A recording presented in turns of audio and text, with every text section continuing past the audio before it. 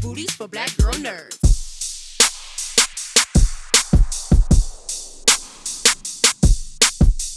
Hi, Hey Damson. Jamie, How are you? I'm good. How you doing? How you I'm doing? doing I like good. that background. Thank you. Thank you very much. I Very mean, you look colorful. like you are living your best life right now. I'm seeing the photos. I'm seeing you at the Met Gala. I'm seeing all of the press tour appearances. You look like you are having a blast. Yeah, I'm having the time of my life. It's everything I ever dreamed of, and more importantly, my family's really proud of me. My mother's proud of me. My team's proud of me. Those are the people that I really wanted to impress. So this moment, it's not just me that's enjoying it. It's all of us. Well, congratulations on this film. You know, you are known for these intense, grounded performances. How did portraying someone in the high adrenaline world of F1 help stretch you as an actor? Wow, working with Joe Kosinski, that was the easiest part.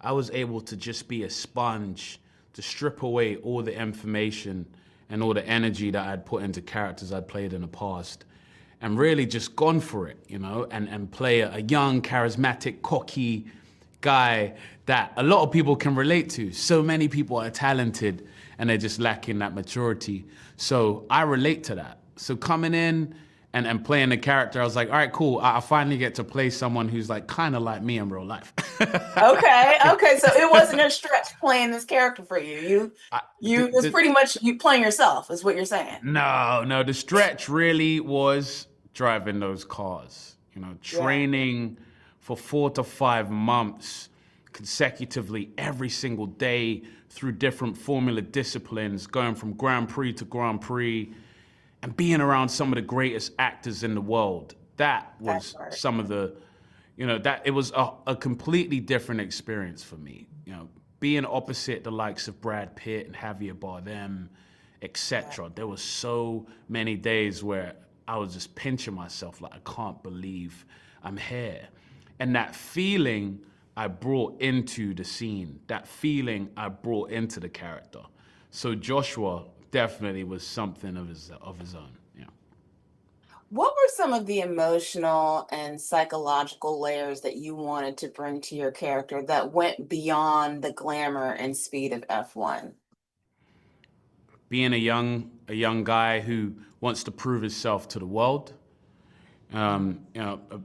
being a mummy's boy. When we first meet Josh, he's this cocky kid, and we're like, all right, we've been following Brad Pitt, so I guess this is the villain. I don't like this guy. But as soon as you see him with his mum, instantly, you're on his side, man. And that's how I felt when I watched the movie. And I love that element to him because everyone can relate to that. When you leave the house, you have to put on this aura and this persona. But at home, your loved ones are the people who really see your true vulnerability. And Joshua is that guy. We root for him. We root for so many of the characters in this movie.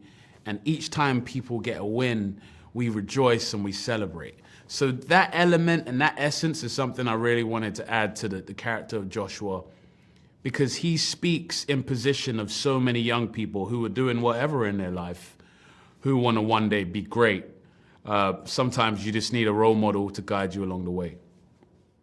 Well, that's what I loved about the trajectory of Joshua's character. We see the surface level cockiness of your character in the first act of the film, and then there's this inciting incident that happens that just strikes the emotional core of who your character really is. That was Hmm. really interesting to see unfold in this Yeah. film.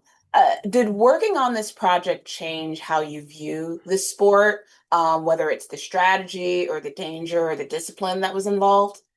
I always knew it was a dangerous sport because the speeds that they're going, it's impossible for it to not be dangerous.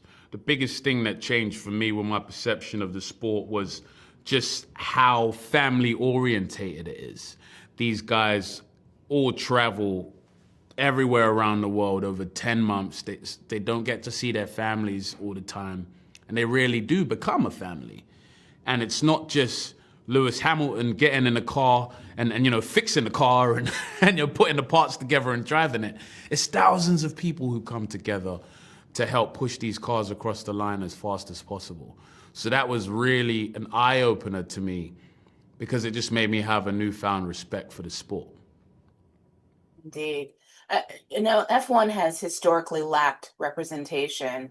What does it mean for you as a Black British actor to tell a story set in this space? It was honestly gorgeous because, as you know, the late great John Singleton would always say to me, it's the new normal. And the brilliance of Joshua Pearce's existence is that he is able to exist in a world that Lewis Hamilton exists. He's able to stroll through doors that Lewis has broken down.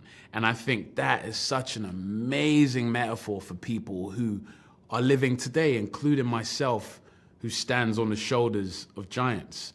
I couldn't be in a movie like this if it wasn't for the likes of Denzel Washington and Sidney Poitier and all of the actors that came before me.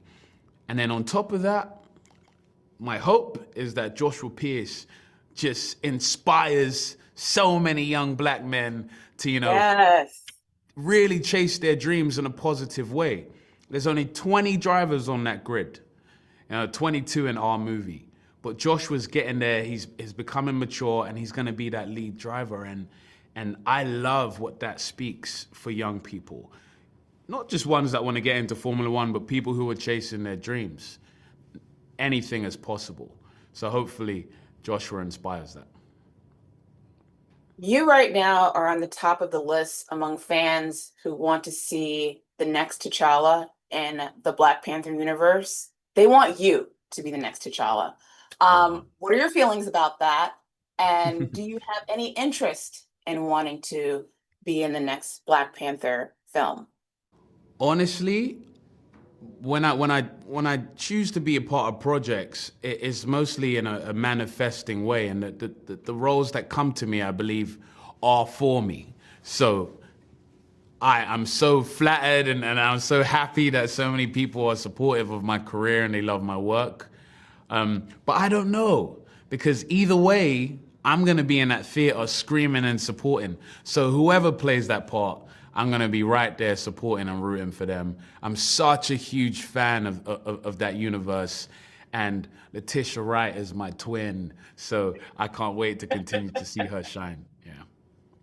We've seen the concept art. It looks a lot like you, so that's why a lot of fans are out there saying, "Is that Damson? Is he gonna be T'Challa?" We wonder. It's so funny. I saw that. I was like, I wonder what they were doing in that room. They'll, yeah, give him that little Franklin afro. Yeah, that'll really get them going.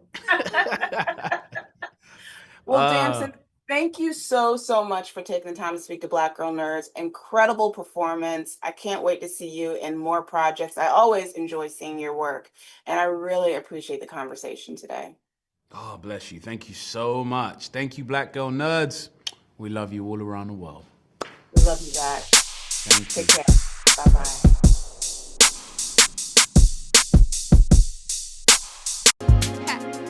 Better shake your booties for Black Girl Nerds. Better shake your booties for Black Girl Nerds.